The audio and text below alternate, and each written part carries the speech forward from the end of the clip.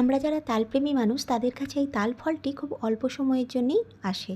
যাই হোক, আজকে এই ছোট্ট ভিডিওটাতে তালের পাল্প কীভাবে বছরভর সংরক্ষণ করে রাখা যায় সেটাই শেয়ার করে নেব। প্রথমেই আটি থেকে তালের পাল্পটাকে আলাদা করে নিতে হবে।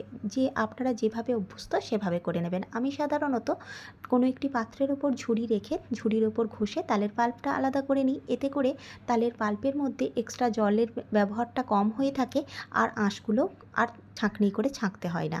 যাই হোক, তালের পাল্প থেকে বের করে নেওয়ার পর তালের পাল্পটিকে একটি কড়াতে নিয়ে ক্রমাগত জাল দিতে হবে। জাল করার সময় অল্প একটু লবণ আর গুড় যোগ করতে হবে। মনে রাখতে হবে গুড় এবং লবণও কিন্তু প্রিজারভেটিভের কাজ করে।